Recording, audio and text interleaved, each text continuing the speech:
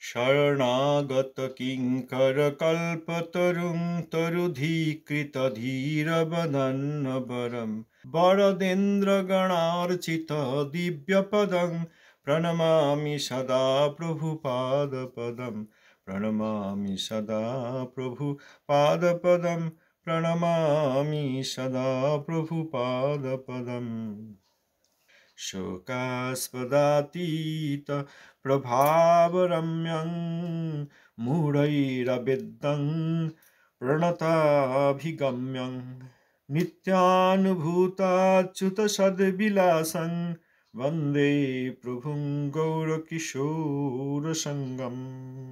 পতিত পাবন শ্রী শিল গুরু মহারাজ জি কি জয়।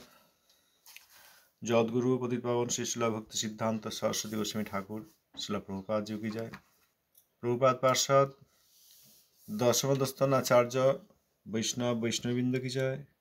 ভজনানন্দী বৈষ্ণববৃন্দ সমাগত বৈষ্ণববৃন্দ। শ্রী শিল প্রভুপাদের অনুকম্পিত শ্রীমৎ সুন্দরানন্দ বিদ্যাবনত প্রভু সংকলিত পরমগুরু শ্রী গৌরকিশোর এই গ্রন্থ থেকে আমরা গতকাল আসল ও নকল ভজনানন্দী এই শীর্ষক সংকলন করেছি। আজকের বিষয় শ্রী ধামবাস ও ছলনা। এক সময় জনৈক ডাক্তার হরিভজনের জন্য ব্যাকুলতা দেখাইয়া শ্রীল গৌরকিশোর প্রভুর নিকট নবদ্বীপে বাস করিবার অভিপ্রায় প্রকাশ করিলেন। ডাক্তার পূর্ব হইতেই ব্যবস্থা করিয়াছিলেন যে তিনি নবদ্বীপে থাকিয়া ডাক্তারি করিবেন, লোকের নিকট ভিক্ষা করিয়া ঔষধাদি ক্রয় করিবেন এবং বিনামূল্যে রোগীর চিকিৎসা করিবেন। তিনি মনে করিয়াছিলেন ইহাতে তাহার পরোপকার ও নিজের হরিভজন উভয়ই হইবে। সুতরাং ইহা সমর্থন করিবার জন্য তিনি শ্রীল গৌরকিশোর প্রভুর নিকট গৌড়পার্ষদ শ্রী মুরারিগুপ্তের প্রসঙ্গ উল্লেখ করিয়া বলিলেন, শ্রী মুরারিগুপ্ত প্রতিগ্রহ নাহি করে, না লয় কারো ধন, আত্মবৃত্তি করি করে কুটুম্ব ভরণ।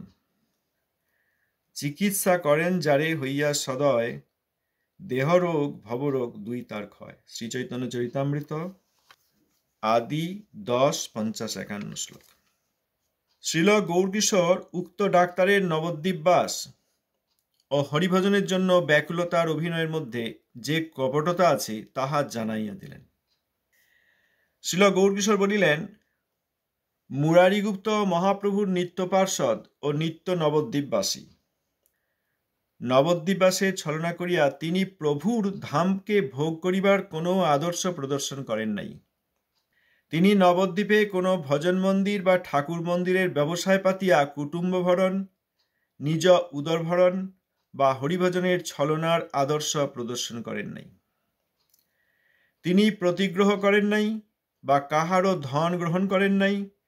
তিনি সাক্ষাৎ অপ্রাকৃত গৌরপ্রেমের ভাণ্ডার, তাহার কৃপায় গৌরপ্রেম লাভ হয়। তিনি কৃপা করিয়া যাহাকে চিকিৎসা করেন তাহার সকল প্রকার রোগ চিরতরে বিনষ্ট হইয়া শ্রীমন মহাপ্রভুতে অকপট প্রীতি লাভ হয়। তাহার চরিত্রের অনুসরণ না করিয়া তাহার আদর্শকে বিকৃত করিয়া অনুকরণ ও তদ্বারা ভজনের নামে ভোগ করিবার চেষ্টা করিলে অনন্তকাল ভবরোগে দুঃখ পাইতে হইবে। আপনি ভবরোগের রোগী, কি করিয়া অপরের রোগ সারাইবেন? আগে কাঁদিয়া কাঁদিয়া অকপটে মুরারিগুপ্তের নিকট কৃপা প্রার্থনা করুন, তারপর প্রকৃত পরোপকার কি তাহা বুঝিতে পারিবেন। শ্রীমন মহাপ্রভু একমাত্র হরিনাম করিবার অকপট বুদ্ধি ব্যতীত অন্যান্য বুদ্ধিকে কুবুদ্ধি বলিয়াছেন। আপনি ওই প্রকার কুবুদ্ধি ছাড়িয়া শ্রবণ কীর্তন করুন।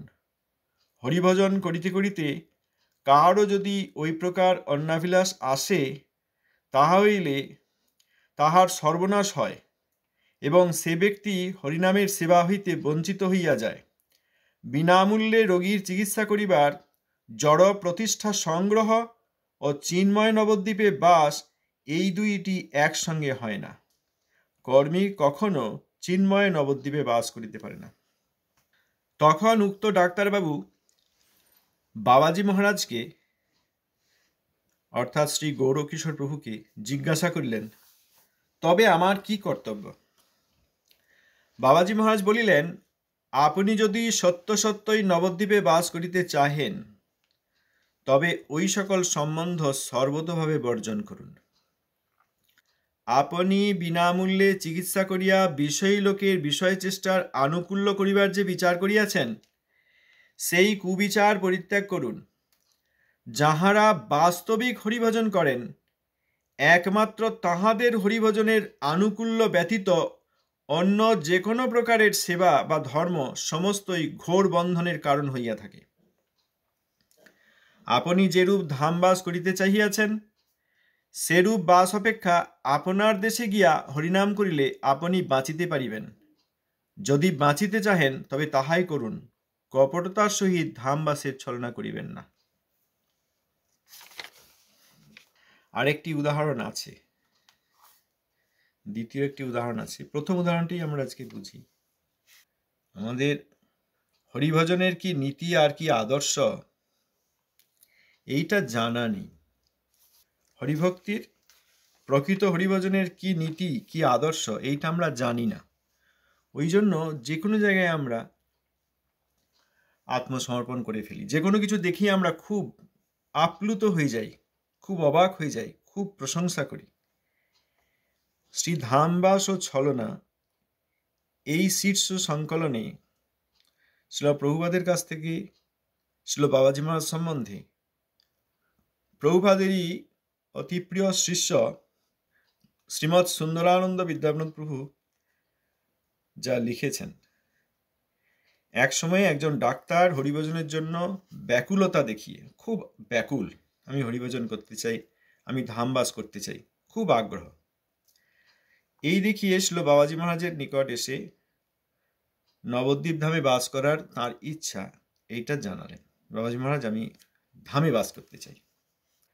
আর ডাক্তারবাবু আগে থেকেই এরকম ভেবে রেখেছিলেন, তার এরকম ধারণা যে নবদ্বীপে থাকবেন, ডাক্তারি করবেন এবং যাদের তিনি চিকিৎসা করবেন তাদের কাছ থেকে কোনো অর্থ নেবেন না, এমনকি ওষুধের দামও নেবেন না।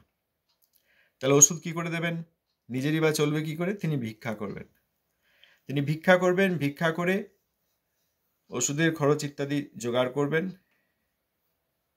এবং বিনামূল্যে রোগীদের চিকিৎসা করবেন।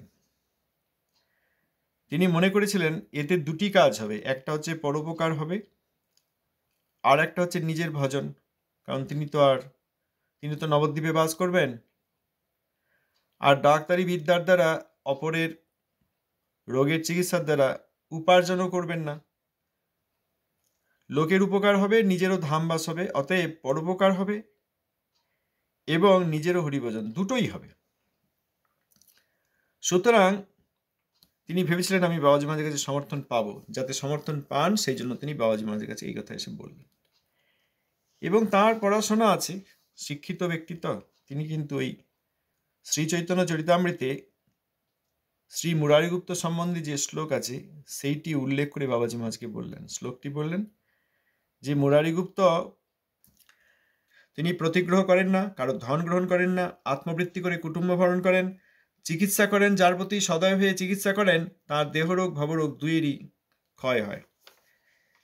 তা আমিও তো ডাক্তার, আমি এই শ্রী মুরারিগুপ্তের ফুটস্টেপ ফলো করে, অর্থাৎ তাকে অনুসরণ করে আমিও নবদ্বীপে বাস করব, আর কারোর কাছে এই চিকিৎসা ওষুধ ইত্যাদির খরচ নেব না, ভিক্ষা করে ওষুধের খরচ জোগাড় করে বিনামূল্যে চিকিৎসা করব, ওষুধেরও দাম নেব না। তো শুনে তো খুবই ভালো লাগছে।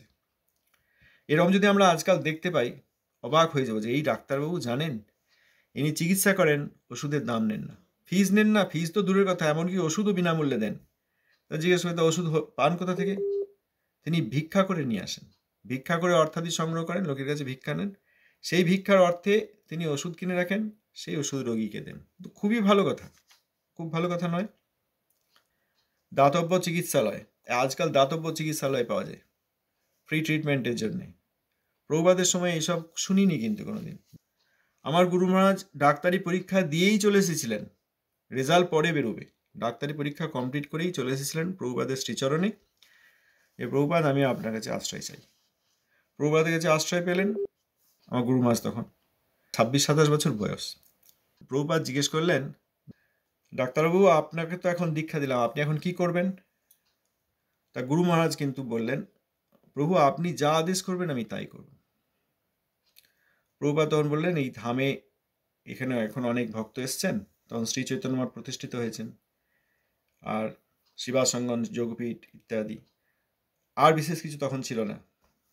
তা প্রভুপাদ বললেন যে ধামে যে ভক্ত রয়েছেন, এই মঠবাসী আদি প্রভুপাদের শিষ্যগণ, আপনি এনাদেরকে আপনার চিকিৎসা শাস্ত্রের বুদ্ধির দ্বারা সেবা করবেন। গুরু মহারাজ কোনো দাতব্য চিকিৎসালয় খোলেননি, আমি তো ডাক্তার খুলে রাখি, আশেপাশের লোকজন আসবে তারা ওষুধ নেবে, এসব করেননি। প্রভুপাদের আদেশ ছিল ভক্তদের চিকিৎসা করবেন। গুরু ভ্রাতা, গুরু ভগিনী, ধামবাসী, মঠবাসী যারা প্রভুপাদের একান্ত অনুগত, তাদের সেবা করতেন। তো এখানে এই ডাক্তারবাবু, এখানকার বিষয়, ডাক্তারবাবু এই কথা বললে শ্রীল গৌরশ দাসবাজি মহারাজ ওই ডাক্তারের নবদ্বীপবাস ও হরিভজনের জন্য ব্যাকুলতার অভিনয়ের মধ্যে যে কপটতা আছে তা জানিয়ে দিলেন। এর মধ্যে কপটতা আমরা কিন্তু বুঝতে পারতাম না। বাবাজি মহারাজকে বলেছেন তিনি নিত্যসিদ্ধ পার্ষদ, পরম ভজনানন্দী, তিনি জানেন কোনটি ভজন আর কোনটি ছলনা, কোনটি শ্রী ধামবাসের ব্যাকুলতা আর কোনটি এই বাইরের একটা কিছু লোক দেখানো।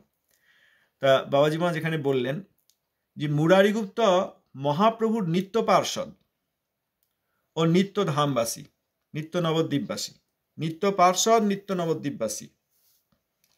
মুরারিগুপ্ত এমনি কোনো বাইরের ব্যক্তি নন যে মহাপ্রভু এই সময় আবির্ভূত হয়েছেন, নাম সংকীর্তন করেছেন আর সেখানে পরিচয় হয়েছে, এরকম নয়। তিনি মহাপ্রভুর নিত্য পার্ষদ, আর তিনি শ্রী নবদ্বীপ ধামের নিত্য অধিবাসী, eternal associate of Mahaprabhu and eternal resident of Shri Nabadwip Dham. Shri Murari Gupta মহাপ্রভুর নিত্য পার্ষদ ও নিত্য নবদ্বীপবাসী। নবদ্বীপবাসের ছলনা করে তিনি প্রভুর ধাম, মহাপ্রভুর নবদ্বীপ ধাম, তাকে ভোগ করবার কোনো আদর্শ প্রদর্শন করেন। আমরা অনেকেই ধাম বাস করতে চলে যাই। প্রভুপাদ এক জায়গায় বলেছেন যে দেহটাকে নিয়ে অনেকেই তো নবদ্বীপে, বৃন্দাবনে যাচ্ছে, কিন্তু ওটা নবদ্বীপ ধামবাস নয়। এখানে বাবাজি মহারাজ বললেন যে মুরারিগুপ্ত নবদ্বীপবাসে ছলনা করে শ্রীমন মহাপ্রভুর ধামকে ভোগ করার কোনো আদর্শ দেখান নাই। তিনি নবদ্বীপে কোনো ভজন মন্দির বা ঠাকুর মন্দিরের ব্যবসায় পাতিয়া কুটুম্ব ভরণ, নিজ উদর ভরণ বা হরিভজনের ছলনার আদর্শ প্রদর্শন করেন নাই। এইসব আবার হচ্ছে আজকাল। নবদ্বীপে ভজন মন্দির বা ঠাকুর মন্দির তৈরি করে সেখানে ব্যবসা হচ্ছে। এই ব্যবসা করে কুটুম্ব ভরণ, এখন যাদের সংসার আছে তারা কুটুম্ব ভরণ করেন, আর যাদের আবার বলবেন সংসার নেই তাহলে তারা তাদের কুটুম্ব অর্থাৎ ওই শিষ্য শিষ্যাদি, যারা প্রাকৃত শিষ্য শিষ্যাদি প্রতিষ্ঠার জন্য যোগ দিয়েছেন, তাদের ভরণ পোষণ করেন। গেস্ট হাউস হয়ে যাচ্ছে, ঘর হয়ে যাচ্ছে, সেখানে থাকা হচ্ছে, একটা রেট আছে, তারপর খাওয়া দাওয়ার একটা রেট আছে, এইসব। আবার পূজার আজকাল রেট হয়েছে, আরতির রেট হয়েছে, এসব আমরা আগে এক সময় আলোচনা করেছি অনেক। আমি যখন ছোটবেলায় শ্রী চৈতন্য মঠ যেতাম, অন্তত 1986 সাল পর্যন্ত, যখন আমার গুরু মহারাজ প্রকট এবং শ্রী চৈতন্য মঠ এবং শাখা মঠ সমূহের আচার্য, তখন কোথাও কোনো রেট ছিল না। আমরা যেতাম, ওই অফিস থেকে চাবি দিতেন থাকার জন্য।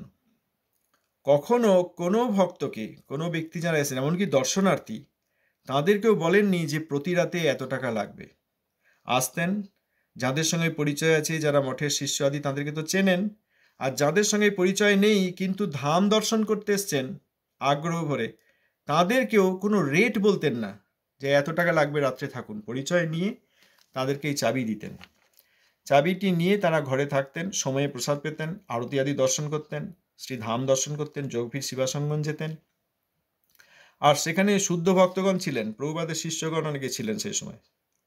সেই প্রভুপাদের শিষ্যগণ হরিকথা বলতেন, তাদের সঙ্গে ব্যক্তিগতভাবে আলোচনা করতেন। অনেক দর্শনার্থী এইভাবে এসে শ্রী চৈতন্য মঠে আশ্রিত হয়েছিলেন, কৃত্রিমভাবে নয়, স্বাভাবিকভাবে। তা সেখানে ঘরের কোনো রেট ছিল না, প্রসাদ পাওয়ার কোনো রেট ছিল না যে এই দুপুরে এত টাকা দেবেন, সন্ধ্যায় এত টাকা দেবেন, সকালে দেবেন, এসব ছিল না।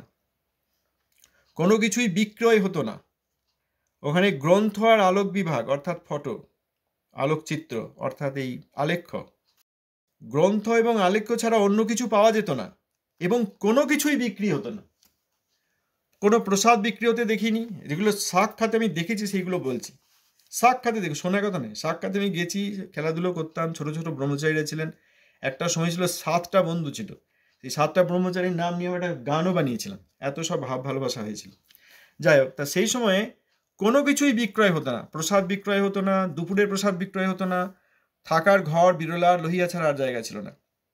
বিরলা আর লোহিয়া, আর কোনো কিছু ছিল না। আর ওই শিবাসঙ্গনের যে রাস্তা, তার উল্টো দিকে ছোট ছোট অনেক পুরনো ঘর ছিল, ওই ঘরগুলি ছিল। ওই সব ঘরেও একসময় থেকেছি। আমাদের গ্রামের একজন ছিলেন মানুমা বলে, ছিল ভক্তিবিলাস তীর্থ গোস্বামীর শিষ্যা ছিলেন। তার সঙ্গে ওই গ্রামের থেকে পরিচয়, আমাদের গ্রামে এলে আমাদের বাড়িতে আসতেন, হরিকথা আদি সব শুনতেন। আর ওইখানে গেলে কখনো কখনো মানুমার কাছেও থাকতাম। মানুমা বলে, আমিও মানুমা বলে ফেলেছি, আসলে ঠাকুমা হন। তা তখন কোনো কিছুই বিক্রি হতো না, ঘর বিক্রি হতো না, প্রসাদ বিক্রি হতো না, আলাদা করে ঠোঙা করে প্রসাদ বিক্রি হতো না, গ্রন্থও বিক্রি হতো না। ওখানে ভিক্ষা বলে লেখা থাকতো। শ্রী চৈতন্য মঠ, শ্রীমায়াপুর, নদিয়া, এই নাম গ্রন্থ প্রকাশিত হতো, আচার্যের প্রকাশনা হতো। তো সেখানে কোনো গ্রন্থের মূল্য ছিল না, ভিক্ষা ছিল। এবং যখন ওই গ্রন্থের সবসময় স্টলে কেউ থাকতেন না, কেউ আগ্রহান্বিত হলে সেখানে সে গ্রন্থ নিতেন। আর আমি তখন ছোট হলেও আমাদের মহারাজ ছিলেন ছিল ভক্তিহৃদয় বৈষ্ণব গোস্বামী মহারাজ, তাঁর হাতে এই গ্রন্থ আর আলোক প্রচার বিভাগ ছিল। আমার হাতে দিতেন অনেক সময়, চাবি থাকতো, ক্যাশ বাক্সও থাকতো। আমাকে বলে দিয়েছিলেন যে এই আলেখ্যগুলির ভিক্ষা এরকম, এই গ্রন্থের ভিক্ষা এখানে লেখা আছে। তবে যখন দেখবে যে খুব আগ্রহী কেউ এবং অর্থ দিতে পারছেন না, তাকে ভিক্ষা কত তা বলবে না, এমনিই দেবে। এরকম অনেককে এমনি, এই আমাদের শিলভক্তি সৌরভ ভক্তি সার গোস্বামী মহারাজের যে মঠ আছে, সেখানকার সরভুজ বিগ্রহ, শিলভক্তি সারঙ্গ গোস্বামী মহারাজের শ্রী গৌর নিত্যানন্দ মিলনস্থান, শ্রী গৌর নিত্যানন্দ মন্দির, সেখানে গৌর নিত্যানন্দের 2 আলেখ্য সেখানে পাওয়া যেত। ওই মহারাজ নিজেই গিয়ে ফটো করে নিয়ে, এখন তো ক্যামেরা ফটো অনেক কিছু হয়েছে, তখন ওসব অত পাওয়া যেত না। জাপান থেকে ভালো ভালো লম্বা লেন্স মহারাজ আনিয়েছিলেন, তাতে আলেখ্য তুলে রাখতেন। সব মঠ থেকে ওনাকে আমন্ত্রণ করতেন, মহারাজ আমাদের মঠে এসে আলেখ্য করে দিন। তা ওই গৌর নিত্যানন্দ মন্দিরের গৌর নিত্যানন্দের 2 পোশাকের আলেখ্য ছিল। এক হচ্ছে দুইজনেই সাদা পরে আছেন, গৌর এবং নিত্যানন্দ দুইজনেই সাদা পোশাক পরে আছেন। আর একটা ছিল গৌর সুন্দর হলুদ আর নিত্যানন্দ প্রভুর নীল। আর আমাদের যোগবীর শিবাসঙ্গন আর শ্রী চৈতন্য মঠের আলেখ্য। তখন সাদা কালো ওই বড় একটা আলেখ্য পাওয়া যায়, দেখবেন, এখন আর যায় না হয়তো। যদি কেউ ভিক্ষা দিতে পারতে, তার দাম ছিল 40 টাকা। আর ওই আলেখ্যরই যেটা কালার ছিল, রঙিন ছিল, সেটার দাম বলবো না, ভিক্ষা ছিল 10 টাকা। আর এই ছোট আলেখ্য 3 টাকা, 2 টাকা, 6 টাকা এরকম দাম ছিল। আমি ওইখানে বসে থাকতাম। ওইখানে একটা ওই শ্রী চৈতন্য মঠের যে মূল মন্দিরের নাট্য মন্দির, ওই ঢুকতেই ওই জায়গাগুলো অন্যরকম ছিল। এখন যে ঘর টর হয়ে গেছে, কাঁচের ঘর কি আছে ওইসব, ওইগুলো ছিল না। ওই সামনে গিয়ে ওইখানে বড় একটা কাঠের আলমারি ছিল, সেইখানে এইসব আলেখ্য থাকতো। তো এই চাবি, পুরো ওই আলমারির চাবি আমার কাছে, এবং ক্যাশ বাক্স সব আমার কাছে। তারপর আমি অনেক ভিড় হতো যখন, তখন অনেক ভক্ত আসতেন, ওইখানে বসে পড়তেন, এই আলেখ্য নেবো, ওই আলেখ্য নেবো, দেওয়া হতো। আমাদের গৌরসুন্দর রাধা বিনোদ প্রাণজিউর ওই 2টি বিশেষ আলেখ্য ছিল, একটাতে শ্রীমতী রাধিকার নীল পোশাক, আর একটাতে লাল পোশাক। অনেকে এই নীলটা চাইতেন, অনেকে লালটা চাইতেন, মনে আছে এখন। যদি লাল রঙের যে শাড়ি, সেই আলেখ্য ধরুন অনেকে নিয়েছেন, আর পাওয়া যাচ্ছে না, তখন মহারাজ ব্যাখ্যা করে বলতেন, নীল বসনা গৌরী রূপে গুণে ধন্যা, নীল বসনা রাধারানী, এটি তার একটা বিশেষ শাড়ি, এবং এই নীল রঙই তিনি সাধারণত পরেন, তা আপনি নীলটা নিন। তারপরে ওই কেউ বলতেন, বাবা খুঁট থেকে দেখে আর পয়সা নেই, হেঁটে হেঁটে যাবে ঘাট কোনোভাবে, তখন 10 পয়সা হচ্ছে ঘাটের, খেয়াতে 10 পয়সা, আর পাঁচশিতে গেলে আর বোধহয় 25 পয়সা লাগতো। আর ওই লাঞ্চ ফাঞ্চ কিছু ছিল না। আর খেয়াতে যেতে প্রায় 45 মিনিট থেকে 1 ঘন্টা লাগতো। কোন দিকে হাওয়া বইছে তার উপর নির্ভর করতো, হাওয়া এবং স্রোতের উপর নির্ভর করতো। কখনো খেয়াতে ওই নবদ্বীপ ঘাট থেকে ওই হুলোর ঘাট পর্যন্ত, সামনেই যেটা, সেইখান পর্যন্ত যেতে 45 মিনিট থেকে 1 ঘন্টা লাগতো, এই স্রোতের বিপক্ষে যেতে, আসতে একটু কম। তা তাঁর ওই খুঁটে কিছুই নেই, মহারাজ বলতেন, বাবা এটা আমাকে এমনি দিয়ে দাও।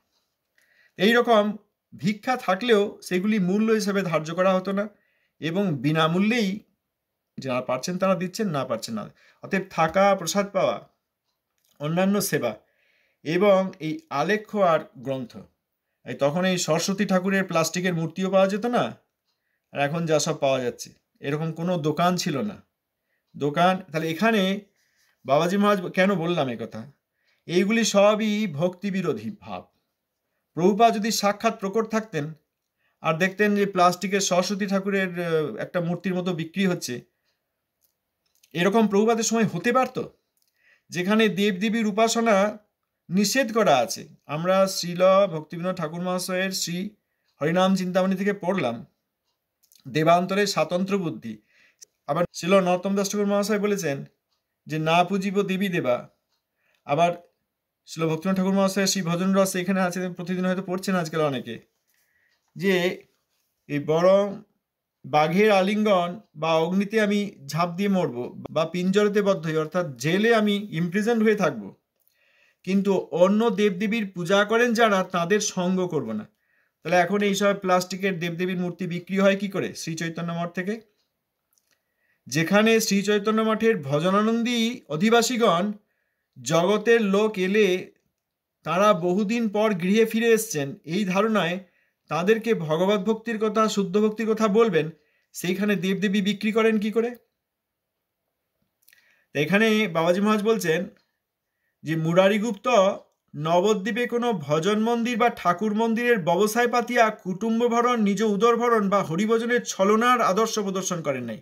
আজকাল এইসব হচ্ছে, বিরাট মন্দির, সব জায়গায়, সব যেখানে যেখানে যাওয়া যাবে বিরাট মন্দির, আর শুধু বেচা কেনা। এমন একটি বড় মন্দির আছে, বিরাট চত্বর, সে নিজেই একটা শহরের মতো হয়ে গেছে। ভেতরে ঢুকলে তার কত রকমের দোকান, জামা কাপড়ের দোকান, যে ড্রেসটির নাম বলতে নেই অপরাধজনক সেই সব ড্রেসের দোকান, ব্যাগের দোকান, আবার ওই ঘরে পুতুল কিনে নিয়ে যান তাদের যেসব বসন, কাপড় চোপড়, সেই সবের দোকান। এই করে কি আর হরিভক্তি হয়? এগুলো নবদ্বীপ ভোগ নয়।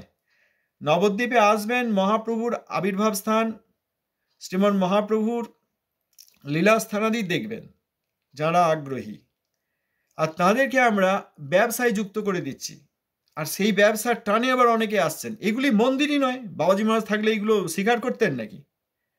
এখন তো বাবাজি মহারাজের আলেখ্য নিয়ে গিয়ে সব এইসব মন্দিরে রাখা হচ্ছে যেগুলো ব্যবসার স্থান। বাবাজি মহারাজ সাক্ষাতে সেখানে থাকতেন, আর যদি সাক্ষাতে না থাকেন তাহলে আলেখ্য, অর্থাৎ তাঁরই আর এক রূপ, লেখ্যা রূপ শ্রীমূর্তি থাকেন নাকি? ওই বাইরেই এরকম লাগানো থাকে। এগুলি কোনোটিই হরিভজন নয়। এই ডাক্তারবাবুর কত মহৎ উদ্দেশ্য আমাদের মনে হচ্ছে, তাকেই তিনি বলে দিলেন না এরকম নয়। এবং আপনি যে মুরারিগুপ্তের উদাহরণ দিচ্ছেন ওটিও ঠিক নয়। আবার আজকাল ওই সহজিয়ারা হয়েছে, একজন সহজিয়া মহিলা আছেন, বৃন্দাবনে থাকেন, নাম তো বলবো না, তা তিনি ওই বলছেন যে তাকে জিজ্ঞেস করছে কোনো নিউজ অ্যাঙ্কর যে আপনি টাকা নেন, এই যে টাকা নেন আপনি এবং অনেকেই ঠাকুরের কথা বলে, ঠাকুরের নাম বলে, তা এটা কি ঠিক? উনি বলছেন টাকাটা নিয়ে কি করা হচ্ছে সেটা দেখতে হবে, যদি ঠাকুরের সেবা হয় তাহলে অসুবিধা নেই। তাও হয় না। ভগবানের নাম বিক্রয় করে ভগবানের সেবা হয় না। ভগবানের নাম বিক্রয় করে ভগবানের বিরাট মন্দির, এইগুলো সব ওই রাজনৈতিক সনাতন ধর্মের ভাবনা। রাজনৈতিক সনাতন ধর্ম, রাজনৈতিক হিন্দু ধর্ম, এর মধ্যে ভগবত ভক্তি কিছুই নাই। অনেকে মনে করছেন বা আমাদের এইসব বই কয়েকশো ভাষায় ট্রান্সলেট হচ্ছে, বিভিন্ন দেশে দেশে যাচ্ছে, তো ভালোই হচ্ছে, কিন্তু এগুলো ভগবত ভক্তিই নয়। ও কিছু ভালো হয়নি, ওটা দ্বারা কিছু ভালো হয়নি। গৌরীশ দাসবাজি মহারাজ আমাদের গুরুবর্গ, তিনি এখানে যে শিক্ষা আমরা এর আগে আগে দেখলাম এবং আজকেও যা দেখলাম, তাতে এইগুলি ব্যবসা ছাড়া আর কি। ব্যবসা করলে কখনো আমাদের গুরুবর্গ প্রসন্ন হবেন না। যেখানে ব্যবসার যোগ আছে সেখান থেকে সম্পূর্ণরূপে বিদায় নিতে হয়, না হলে আমাদেরও সেই সব ব্যবসাকে সমর্থন করা হয়। যদি আমরা ক্রয় করে বিক্রয় করে সমর্থন করি বা কিছু না বলে সমর্থন করি, এই নরমপন্থী কিছু লোক আছে যারা মনে করে আমরা বৈষ্ণব, তারা আবার নরমপন্থী, দিনহীন ভাব, তারা কিছুই বলেন না, এই কিছু না বলার মধ্যে দিয়ে এগুলি সমর্থন করেন। তা যাই হোক, এই তো ওই একজন ওই সহজিয়া তিনি কি বললেন, তিনি বললেন যে আমার তো এরকম পশু চিকিৎসালয় রয়েছে, প্রতি মাসে 35 লক্ষ টাকা খরচ হয়, কারণ আমি বিনামূল্যে পশু, বিশেষ করে গোমাতাদের সেবা করি, তাই ভগবানের নাম গেয়ে আমি পয়সা নিই। তার মানে অর্থটা এই দাঁড়াচ্ছে, ভগবানের নাম বিক্রয় করে অর্থ নিয়ে সেইটা দিয়ে আমি পশুদের চিকিৎসা করি। আরেকজন একটা কি বললেন না, ক্যান্সার হসপিটাল নাকি, হ্যাঁ, তিনি বললেন আমার ক্যান্সার হসপিটাল আছে, সেইটা পয়সা যদি কেউ দিয়ে দেয় আমি আর এইসব কথা বলে পয়সা নেবো না। তো ভগবানের কথা তো তাদের মুখ দিয়ে হয় না, ভগবানের নাম মুখ দিয়ে হয় না। আবার যারা ভগবানের নাম কোনো না কোনোভাবে বিক্রয় করছেন, সবাই কোনো না কোনোভাবে করছেন, তারা ভগবান নাম বিক্রয় করে লোকের ক্যান্সার সারাচ্ছেন। এখানে আমরা আর পড়বো আগামীকাল। এখানে তো আমরা শুনলাম বাবাজি মহারাজ বললেন যে বিষয়ী লোকদের রোগ সারিয়ে তাদেরকে আরও বিষয়ভোগের জন্য তৈরি করে দেওয়া, এটা কোনো পরোপকার নয়। এই জন্য দাতব্য চিকিৎসালয় বা এই বিভিন্ন যে সব জিনিস আজকাল দেখা যায়, এইগুলি আমাদের গুরুবর্গের অনুমোদিত নয়, এগুলি গুরুবর্গের শিক্ষার বিরোধ। খুব গুরুত্বপূর্ণ বিষয়, আমরা জগতে যেসব নীতি, মোরালিটি, এথিক্স শিখেছি সেইগুলোর সঙ্গে কোনো যোগ নেই। সেইগুলো প্রাকৃত এবং মাইক ব্রহ্মাণ্ডের জিনিস, অপ্রাকৃত প্রিন্সিপাল। 10-15 বছর আগে আরেকটি মঠে গেছিলাম, সেখানে দেখি এই কীর্তনের ক্যাসেট বিক্রি করছে। তা যে প্রভু বিক্রি করছিলেন তাকে গিয়ে, সেই মঠে তো আমি আগে গিয়ে থাকতাম ছোটোবেলায়, তা সেই তাকে গিয়ে জিজ্ঞেস, আপনি এসব কী করছেন, আপনি এখানে এরকম জগতের লোকের কীর্তন কেন রেখেছেন? তো তিনি উত্তর দিলেন, এগুলির ডিম্যান্ড আছে, অনেক লোকে চায়, অনেক লোকে কিনছে, এগুলির ডিম্যান্ড আছে। আমি তাকে বললাম যে প্রভু, জগতের লোকের ডিম্যান্ড সাপ্লাই করার জন্য তো গৌড়ীয় মঠ প্রতিষ্ঠা করেননি আমাদের আচার্যগণ। জগতের লোকের কিসের ডিমান্ড আছে সেইগুলো এনে এনে আপনি এখান থেকে বিক্রি করছেন কেন? তা সে প্রশ্নের তিনি উত্তর দিতে পারেন। তা খুব শান্তশিষ্ট এবং মধ্যবয়সী একজন ব্রহ্মচারী দেখে যা মনে হলো, কিন্তু তিনি ওই উত্তর দিতে পারলেন না। এইসব করছেন, এইগুলোর মধ্যে কোথাও হরিভক্তি নেই। যেখানে যেখানে আমরা এই হরিভক্তি, হরিভক্ত, আচার্য, গুরু, বৈষ্ণব, প্রচারক ভাবছি না, গুরুবর্গের শুদ্ধ সিদ্ধান্ত যদি আমরা শুনি তাহলে বুঝতে পারবো যে সেগুলি ঠিক নয়। এখন মুশকিল হচ্ছে কে ঠিক করছেন, কে ভুল করছেন, সেইগুলোর মধ্যে সেগুলো তো আমাদেরকে জানতে হবে, যাতে আমরা সেইগুলোর সঙ্গে সহায়ক না হই। আমরা এখানে কারোর সমালোচনা করছি না, যে সহজে এগুলো ক্যান্সার সারানোর জন্য ভগবানের নাম বিক্রয় করছে, আমরা তাদের সঙ্গে কোনো সম্পর্কই নেই, তাদের কথা বলারই কথা নয়, কিন্তু বলতে হচ্ছে এই জন্য সেইখানে গিয়েই তো আমরা আবার ভিড়ে বসে পড়ব, ভাগবত কথা হচ্ছে মনে করে সেইখানে গিয়ে অর্থাদি দেব। অতি কষ্টার্জিত অর্থ অল্প সময় আমাদের জীবনে অল্প সময়, তাতে অতি কষ্টে অর্জিত অর্থ ট্যাক্স ফ্যাক্স দিয়ে তারপর সেই অর্থ থাকে, সেইগুলো আবার নিজের এবং অপরের ভরণ পোষণ করতে হয়, তারপরে যা জমা থেকে আমরা গিয়ে সব সেখানে দিই, সেইগুলি দিয়ে তাতে যে কিছুমাত্র হরিভক্তি হচ্ছে না, এটা তো আমাদেরকে বুঝতে হবে। এটা না বুঝলেই তো আমাদের ওই ধাম ভোগ আর ছলনা যারা করছেন, তাদের সমর্থন করে আমরাও ধাম ভোগী আর এই ছলনার মধ্যে এসে যাচ্ছি।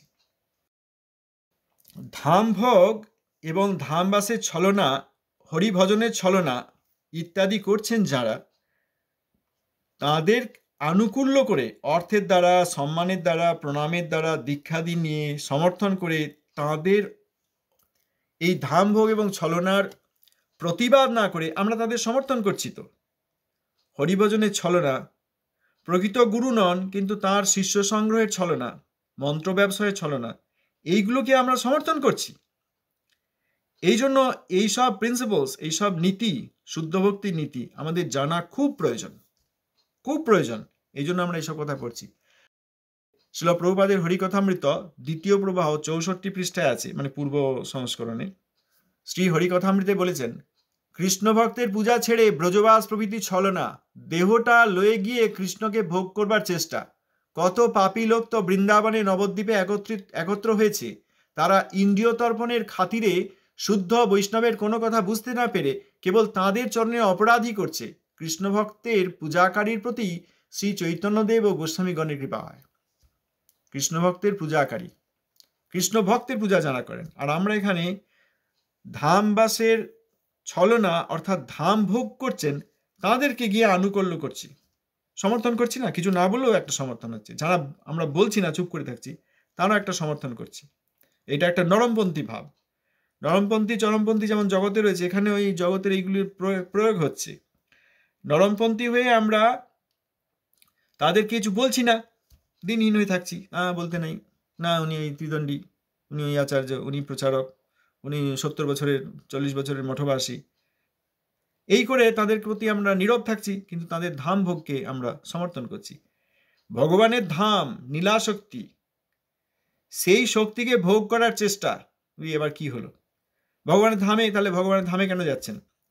অনেক যাদের শুদ্ধ ভক্তিতে আগ্রহ আছে কিন্তু শুদ্ধ ভক্তি কি জানেন না, প্রেয়পথ চান না, শ্রেয়পথ অনুসন্ধান করছেন, তাদেরকেই তো ঠকিয়ে সেখানে সব করা হচ্ছে, তাদেরকেই মন্ত্র দেওয়া হচ্ছে, তাদেরকেই ব্যবসার অন্তর্গত করা হচ্ছে। তাহলে এইগুলোকে আমরা সমর্থন করছি না। এখানে যারা অর্থ দিচ্ছেন তারা অপরাধ করছেন, এই অর্থ দেওয়া বন্ধ করা দরকার। এদেরকে যারা প্রণাম করছেন তারা ভুল করছেন। ওই যে মাথাটি একবার প্রভুপাদের চরণে আত্মসমর্পণ করলাম বলে প্রণাম করা হয়, সেই মাথাটি গিয়ে আবার প্রভুপাদ বিরোধীদেরকে প্রণাম করছে। এই জন্য তো আমাদের প্রণাম হয় না। প্রভুপাদের চরণে গিয়ে প্রণাম করছে, প্রভুপাদের প্রিয় ব্যক্তি, প্রিয় শিষ্যগণ তাদের চরণে প্রণাম করছে, গৌর রাধা বিনোদ প্রাণজীর কাছে প্রণাম করছে। আবার এই ধামভোগী প্রভুপাদের যে অপ্রাকৃত ভজন সম্পত্তি এইগুলি ভোগ করছে, গৌর সুন্দরের নিত্য নবদ্বীপ ধামকে ভোগ করার চেষ্টা করছে, তাদেরকে গিয়েও প্রণাম করছি, তাদেরকে কাছে গিয়ে নীরব থাকছি, তাদেরকে জোড়হাত করছি, তাদের কাছে লোক এনে দিচ্ছি, সবগুলি ভুল হচ্ছে। এই জন্য আমাদের ভজনে কোনো উন্নতি হয়নি।